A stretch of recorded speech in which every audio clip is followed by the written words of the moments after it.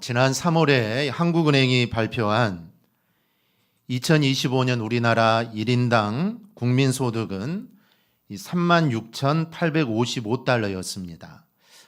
인구 5천만 명 이상 국가를 순위를 보면 미국과 독일, 영국, 프랑스, 이탈리아, 일본에 이어 세계 6위에 해당하는 수치입니다. 그런데 1961년 우리나라 1인당 국민소득이 얼마였을까요? 그 당시는 93달러였다라고 합니다. 이렇게 우리나라는 참 비약적인 발전을 이루었습니다.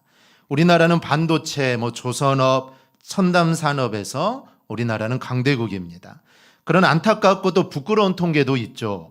교통사고율, 자살률, 술 소비량 등 별로 좋지 않은 것의 순위가 사실 높습니다. 그리고 세대 간과 또 계층 간의 갈등과 분열이 많습니다. 이 조선일보 논설위원이었던 이 고 이태규 씨의 말에 의하면 우리나라 민족은 모래 같아서 이 개인은 우수한데 이 모이면 파벌이 생기고 또 서로 다투고 물고 뜯는다는 겁니다. 그런데 일본 사람은 개인은 약하고 보잘것없는데 이들이 뭉치면 무서운 단결력을 발휘하게 된다는 것이죠. 이태규 씨는 이런 민족적 성향을 미국의 뉴욕이나 또 LA에서 자주 있는 일을 예로 들어서 이렇게 말합니다. 이 세계적으로 부지런하고 악착 같은 것으로 소문난 어느 유대인이 생선 가게를 하는데 그 옆에 한국 사람이 생선 가게를 열면 그 유대인은 바짝 긴장을 한다고 합니다. 아이고 큰일 났구나. 저 사람은 부지런하고 새벽부터 일을 하니까 야 손님을 다 뺏기게 해서겠구나 이런 생각을 하면서 긴장하는데 그 옆에 또 다른 한국 사람이 생선 가게를 열면 유대인은 야 이제는 됐다라고 그렇게 생각을 한다고 합니다. 왜 그럴까요? 한국 사람들끼리 서로 싸우고 질투하다가 같이 망하기 때문에 그렇게 걱정할 필요가 없다라는 겁니다. 즉 개인적으로는 우수한데 이 협력할 줄 모르는 사람들을 지적하는 이야기입니다. 그럼 우리는 어떻습니까? 우리는 협력하는 사람입니까? 로마서 16장을 보면 바울은 복음을 전하는 일에 자신에게 협력하고 도움을 주었던 약 40여 명 가까운 사람들을 소개합니다. 그 중에는 잘 알려진 아굴라와 브리스길라도 있습니다. 그리고 오늘 살펴볼 디모데의 이름도 있습니다. 그런데 대부분은 잘 알려지지 않는 인물들입니다.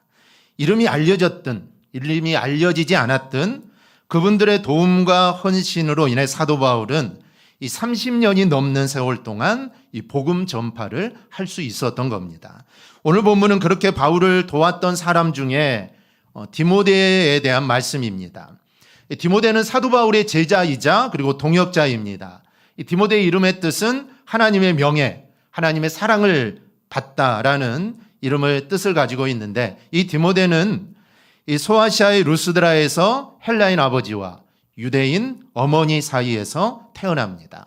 그런데 이 디모데의 어머니 유니게와 외할머니 노이스가 경건한 믿음의 사람이었기 때문에 어머니와 할머니의 영향을 받아 그 또한 경건한 삶을 살아 지역에서 칭찬을 받는 청년이었다는 것이죠. 그러다가 주 48년 바울이 1차 전도 여행 중에 이 루스드라에 들리게 되는데 그때 바울을 만나 예수님을 믿고 그때부터 바울을 따르게 됩니다. 이후 사도 바울과 함께 소아시아, 헬라, 마게도니아, 로마 등에서 함께 선교 여행을 다니게 됩니다. 사도 바울은 디모데를 가리켜 이렇게 말하죠. 나의 동역자 그리고 내 사랑하고 신실한 아들이다라고 디모데를 표현합니다. 그런 디모데가 이 빌립보서인 본문에 등장을 하는데 그 이유는 사도 바울이 아시아를 떠나 유럽으로 전도를 하러 갔을 때 그 첫 지역이 바로 이 빌립보라는 지역입니다. 사실 처음으로 도착을 해서 처음으로 전도를 한 곳이니까 사실 사도 바울도 마음이 많이 쓰이는 것입니다. 그래서 사도 바울은 늘 빌립보 교회를 마음에 두고 살게 되죠. 그래서 사도 바울은 빌립보 교회를 개척한 후에 2번이나 더 빌립보 교회를 사실 방문을 하게 됩니다. 그러다가 사도 바울은 로마 예루살렘에서 로마로 압송되어 주 61년에서 63년까지 로마의 구금이 되게 되죠. 이 소식을 빌립보 성도들이 듣습니다. 그래서 바울의 옥바라지를 하고자 물질을 모아서 에바브로디도라는 사람을 통해 로마로 보내게 되죠. 그런데 에바브로디도는 무려 1800km나 되는 그 먼 길을 와서 그런지 그만 중병이 들고 말게 됩니다. 이런 상황에서 이 사도 바울은 자신의 소식과 또 에바브로의 소식을 전함과 더불어 빌립보 성도들을 위로하고 신앙을 권면하고 감사의 마음을 표현하기 위해 이 빌립보서를 쓰게 됩니다. 그리고 지금 자신은 로마에 구금되어 있기 때문에 사실 갈 수가 없지 않습니까? 갈 수 있다면 사실 서신을 쓰지 않았겠죠. 갈 수 없으니까 서신을 쓴 건데, 그래서 이 서신을 자신의 믿음의 동역자인 디모데를 보낸다고 하면서, 그러면 디모데가 어떤 사람인가를 소개하는 게 오늘 본문의 이 내용입니다. 우리는 디모데를 소개하는 사도 바울의 이 말씀을 보면서 우리가 과연 어떤 믿음의 사람이어야 하는지, 또 주님 앞에 우리는 어떤 사람이 되어야 하는지를 우리는 좀 함께 살펴보려고 합니다. 즉 사도 바울이 디모데를 이렇게 생각하고 디모데는 이런 사람이다. 사실 사도 바울이 디모데를 추천하고 함께 보낸 것은 그만큼 믿는다라는 것이겠죠. 그래서 믿음의 아들이라는 표현도 썼고 나의 동역자다라는 표현도 쓴 겁니다. 사실 하나님이 나를 바라보실 때, 나를 바라보시고 나를 누군가에게 소개하게 될 때 과연 하나님은 나를 누구라고 과연 소개할 것인가? 오늘 사도 바울이 디모데를 소개하는 그 모습 속에서 하나님이 나를 누구라고 할 것인가? 나의 믿음 생활, 나의 신앙 생활을 하나님 보시면서 이 사람은 이러이러한 사람이다라고 누군가에게 소개할 텐데, 그런 내가 어떻게 하나님께 소개될 수 있는지 오늘 말씀을 통해 우리가 좀 함께 살펴보려고 합니다. 그리고 또 하나는 교회에서 어떤 사람이 되어야 하고 또 서로가 서로에게 어떤 사람이 되어야 하는지 좀 함께 살펴보려고 합니다. 그렇다면 바울이 소개하는 믿음의 동역자요, 믿음의 아들인 디모데는 어떤 사람이었을까요? 먼저 디모데는 빌립보 교회를 진정으로 걱정하는 사람이었습니다. 지금 사도 바울은 로마 압송되어 가서 로마 감옥에 갇혔다가 지금은 가택 연금되어 있는 상태입니다. 그런데 빌립보 교회에 여러 가지 문제가 있다라는 소식을 접하게 되죠. 자기가 개척한 교회, 그리고 정말 내가 마음을 쓰는 교회인데 그 교회가 문제가 있다라는 소식을 듣고 걱정을 합니다. 여러분, 빌립보 교회는 어떤 문제가 있었을까요? 빌립보서 1장, 2장, 4장을 보면 이 빌립보 안에 분열이 있었습니다. 대표적으로 여자 성도들끼리 파당을 지어 분열한 겁니다. 4장 2절을 보면 사도 바울은 내가 유오디아를 권하고 순두계를 권하노니 주 안에서 같은 마음을 품으라. 그러니까 이 유오디아라는 여인과 순두계라는 여인이 중심이 되어서 두 파로 나뉘어서 서로 다투고 분열이 일어났다라는 것이죠. 빌립보 교회가 또 겪고 있는 어려움 중 하나는 거짓된 교훈과 행습이 전파된 것이고, 그리고 그 당시 모든 교회들이 겪고 있었던 육체적인 핍박, 이런 일들이 빌립보에 있게 됩니다. 그런데 사도 바울은 디모데가 이런 빌립보 교회를 진정으로 걱정하는 사람이다라고 합니다. 우리가 이런 모습을 보면 정말 사도 바울이 이 디모데라는 사람이 정말 빌립보 교회를 진심으로 걱정하고 기도하는 사람이다라는 것을 본다면 디모데가 신앙적으로 성숙한 사람이었다라는 것을 우리는 알 수가 있습니다. 사실 사람은 본능적으로 진심으로 남의 기쁨에 기뻐하고 남의 아픔에 진심으로 공감하기가 사실 어려운 존재입니다. 남이 잘 되어 기뻐하는 것을 보면 축하한다라고 말은 하지만 남이 잘 되면 마음속으로부터 질투와 시기심이 나오기 때문입니다. 또 어려운 일을 당한 사람을 보면 위로는 하지만 그 마음에서 다른 생각들이 나오기 때문입니다. 욥기서를 보면 욥의 세 친구가 나옵니다. 욥이 고난을 당했다는 소식을 듣고 이 세 친구가 찾아오게 되죠. 이들은 욥이 당한 고난을 보고 밤낮 7일 동안 울며 옷을 찢고 욥의 고난에 함께 동참을 합니다. 여러분, 이런 친구가 세상에 누가 있겠습니까? 그만큼 이 세 친구는 욥을 진짜로 걱정하고 욥에게 진정한 친구였던 것이죠. 참 대단한 친구입니다. 그런데 사람은 사실 거기까지입니다. 7일이 지나자 어떻게 하죠? 욥을 정죄하고 비난합니다. 네가 이런 징벌을 받은 것은 분명히 네가 잘못한 게 있다라는 것이죠. 사실 이게 사람의 한계입니다. 사람은 남의 상황에 공감하는 것이 사실 쉽지가 않습니다.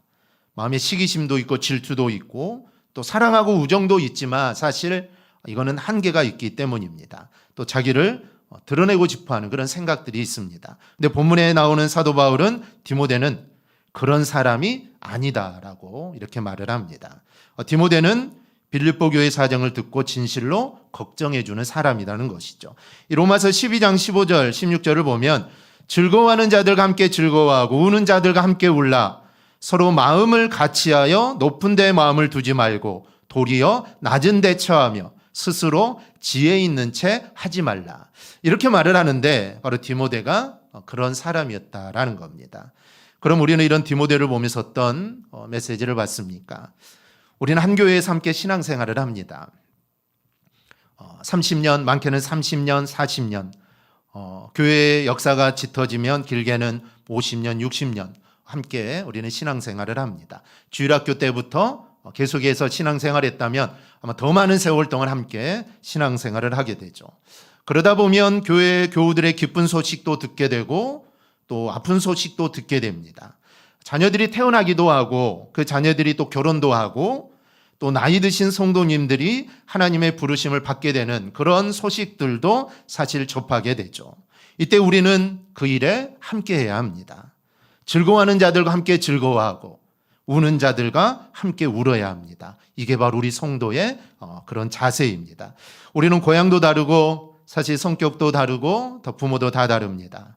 하지만 우리는 한 하나님을 아버지로 섬기는 우리는 영적인 가족입니다. 그래서 우리 모두는 한 가족이라는 것이죠. 그러니 시기하고 질투를 버리고 우리는 이기심을 버려야 합니다. 그리고 서로 사랑의 마음을 우리는 가져야 합니다. 우리 옆 사람에게 우리 진심으로 사랑합니다. 한번 해보십시다. 사랑합니다. 사랑합니다. 진심을 담아서 우리는 서로 사랑하며 살아야 합니다. 이 서로가 서로의 사정을 듣고 기도하고 또 진심으로 기뻐하고 걱정해주는 그런 영적인 가족이 되기를 축복합니다. 또 하나 바울의 동역자 디모데는 훌륭한 인품을 가진 사람이었습니다. 사도행전 16장 1, 2절을 보면 디모데를 이렇게 소개합니다. 우리 한음성으로 함께 보겠습니다. 바울이 데베와 루스드라에도 이르매 거기 디모데라는 제자가 있으니 그 어머니는 믿는 유대 여자요 아버지는 헬라인이라. 디모데는 루스드라와 이고니온에 있는 형제들에게 칭찬받는 자니. 아멘. 디모데는 더베와 루스드라에서 칭찬을 받는 사람이었다는 겁니다. 디모데가 이렇게 칭찬을 받는 사람이 된 것은 인내하고 사랑을 베풀었기 때문입니다. 젊은 청년이 사실 그렇게 하기라는 것은 쉬운 일이 아닙니다. 청년 때는 혈기가 정욕이 왕성하고 욕심이 앞서는 때이지 않습니까?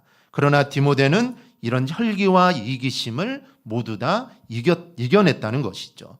그러기에 이거는 연단을 받았다라는 것을 의미합니다. 사실 참는 건 잘 되지 않죠. 잘 되지 않습니다. 하지만 이거는 연단을 받게 되면 참을 수 있다라는 것이죠. 즉 젊은 나이에 혈기 왕성한 이때에 이 디모데가 이 혈기와 이기심을 이겼다라는 것은 그는 연단을 받아서 그 모든 것들을 이겨낼 수 있었다라는 것이죠. 그냥 된 것이 아니다라는 겁니다. 연단을 통해 이렇게 칭찬받는 사람이 된 겁니다. 즉 훌륭한 인품을 가진 사람이 된 것이죠. 물건의 가치는 가격으로 결정됩니다. 그래서 물건이 좋으면 높은 가격을 매기죠. 그럼 사람의 가치는 무엇으로 결정할까요? 사람의 가치는 바로 인격과 인품입니다. 그 인격과 인품은 여러분 어디에서 나타날까요? 우선은 말이고 그 다음은 마음 씀씀이에서 나타납니다. 좋은 집에 살고 좋은 차를 타고 공부를 많이 했어도 인격이 정말 형편없는 사람들이 있고 평범한데도 좋은 인격 그리고 인품을 가진 분들이 있습니다. 이 디모데는 칭찬받는 사람이었습니다. 디모데는 훌륭한 인격과 인품을 가진 사람이죠. 그렇다면 우리도 오늘 디모데처럼 칭찬받는 그런 성도가 될 수 있기를 바랍니다. 우리가 칭찬받는 것은 구원받기 위함이 아니라 우리가 세상의 빛이요 우리가 세상의 소금이기 때문입니다. 주님은 이렇게 말씀합니다. 이같이 너희 빛이 사람 앞에 비치게 하여 그들로 너희 착한 행실을 보고 하늘에 계신 너희 아버지께 영광을 돌리게 하라. 주님께서도 사람들에게 칭찬받는 분이셨습니다. 누가복음 2장을 보면 예수님은 사람들에게 사랑을 받으며 자라셨습니다. 더 중요한 것은 하나님의 사랑받는 분이셨다는 것이죠. 말이 행실이 아름다우셨고 또 훌륭한 인성과 인격과 인품을 가지셨습니다. 우리는 이 부분을 생각할 필요가 있습니다. 과연 나는 그런가라는 것이죠. 과연 나는 칭찬받는 사람이고 과연 나는 사람들에게 사랑을 받고 거기에 앞서서 나는 정말 하나님의 사랑을 받는 자인가라는 겁니다. 사실 우리가 자신 있게 예라고 대답할 수는 없을 겁니다. 그러나 우리는 여러분 그렇게 살아야 하는 겁니다. 이렇게 살기 위해 버려야 할 게 있습니다. 여러분 무엇을 버려야 할까요? 바로 욕심입니다. 그리고 이기심이고 그리고 비난과 비판입니다. 그리고 취할 것은 바로 사랑이고 칭찬과 격려와 위로입니다. 물론 쉬운 일은 아니죠. 그러나 주님이 거룩하니 너희도 거룩하라고 하신 것처럼 우리의 착한 행실로 인해 하나님께 영광을 돌리라고 한 것처럼 그렇게 살려고 노력하는 우리 모두가 꼭 될 수 있기를 바랍니다. 여러분 하나님은 그렇게 사는 자에게 힘을 주시는 겁니다. 이건 안 돼. 이거는 불가능해. 도저히 안 되라고 포기하는 것이 아니라 불가능하지만 잘 안 되는 것 같지만 부단히 노력하고 또 쓰러지고 일어나고 부단히 노력하면 하나님이 할 수 있는 힘을 주신다는 것이죠. 그래서 우리는 그 힘을 받아 그 일을 또 감당하는 겁니다. 세상이 빛과 소금이 되는 거, 세상에 내가 조금 손해보고 살아가는 거 사실 잘 안 됩니다. 잘 안 되는 것이죠. 하지만 기도하면서 그렇게 살아가도록 노력하면 힘을 주셔서 할 수 있습니다. 손해보더라도 별로 아깝지 않게 되고 빛과 소금의 역할을 감당하며 살게 되는 겁니다. 사실 이 시대는 훌륭한 신앙인도 필요하지만 훌륭한 인격, 훌륭한 인품을 가진 그리스도인들이 더욱 필요합니다.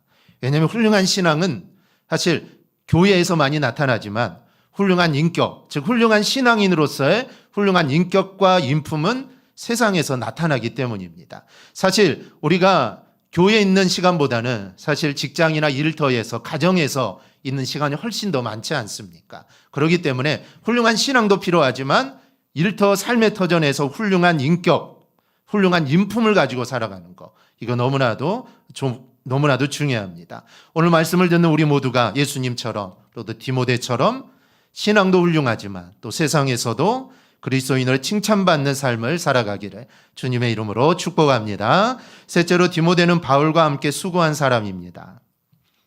사도 바울은 디모데를 향하여 자식이 아버지에게 한 것처럼 자신을 정성껏 챙기고 돌보며 함께 복음을 위해 수고한 사람이다 라고 말합니다. 사실 함께 한다는 것이 얼마나 귀한 일인지 모릅니다. 마가복음 14장 34절을 보면 주님이 이런 말씀을 하십니다. 내 마음이 심히 고민하여 죽게 되었으니 너희는 여기 머물러 깨어 있으라. 십자가를 앞에 둔 주님은 누군가의 위로와 기도로 함께함이 절실히 필요했던 겁니다.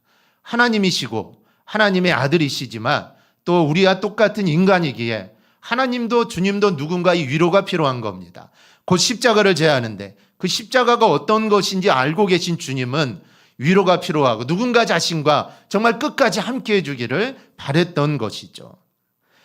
주님께도 이렇게 함께할 사람이 필요한데 여러분 우리들은 어떻겠습니까? 당연히 우리도 함께할 사람이 필요합니다. 사도 바울에게는 사실 디모데가 그런 사람이었던 겁니다. 그러니 힘들고 어려운 전도 사역을 사실 잘 감당할 수 있었던 것이죠.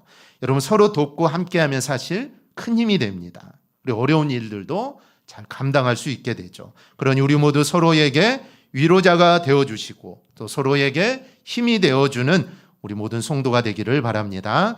미국 샌프란시스코에 가면 이 골든게이트만이 있고 그건 수심이 약 90m 정도 되는데 그곳에 현수교가 하나 놓여 있습니다. 그 다리를 금문교라고 이렇게 합니다. 이 금문교는 다리 양쪽에 227m 높이의 이 교각 탑이 세워져 있고 이 교각과 교각 사이에 두 가닥의 줄을 들여서 이 줄에다가 길이가 2825m가 되고 또 폭이 6차선인 현수교를 만들어서 차들이 지나가게 합니다. 그리고 차들이 아무리 많이 지나가도 다리가 전혀 출렁거리지 않습니다. 근데 중요한 것은 다리를 떠받치고 있는 교각과 교각 사이에 연결된 두 가닥의 줄입니다.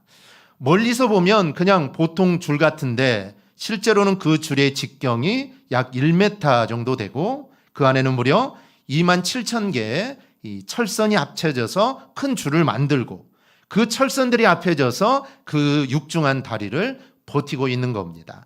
즉 협력이, 함께함이 엄청난 힘을 보여주고 있는 한 예라고 할 수 있습니다. 이 전도서 4장 12절을 보면 한 사람이면 패하겠거니와 두 사람이면 맞설 수 있나니 세 겹줄은 쉽게 끊어지지 아니하리라. 이 말씀 또한 협력의 중요성을 말하는 겁니다. 혼자 하는 것보단 둘이, 둘보다는 셋, 셋보다는 더 많은 사람이 함께 할 때 힘을 발휘한다라는 것이죠. 그렇다면 나는 과연 지금 그런 사람입니까? 나는 다른 사람에게 그런 사람이 여러분 되어주고 있습니까? 내가 그런 사람이 된다면 여러분 나는 정말 주님 앞에 칭찬받는 믿음의 사람이 될 것입니다. 사도 바울이 디모데를 그렇게 칭찬하고 디모데를 그렇게 했듯이 우리가 정말 함께 협력하는 일에 내가 앞장서서 함께 한다면 하나님이 나를 보시고 야 너는 정말 대단하구나. 하나님이 나를 반드시 칭찬해 주실 겁니다. 요나단과 바나바가 칭찬받는 이유가 무엇입니까? 그들은 다른 사람을 돕는 사람이었습니다. 요나단은 다윗을 돕습니다. 다윗은 요나단 자신에게 경쟁자이죠. 이 라이벌의 관계입니다. 누가 사울의 뒤를 이어 왕이 될 것인가?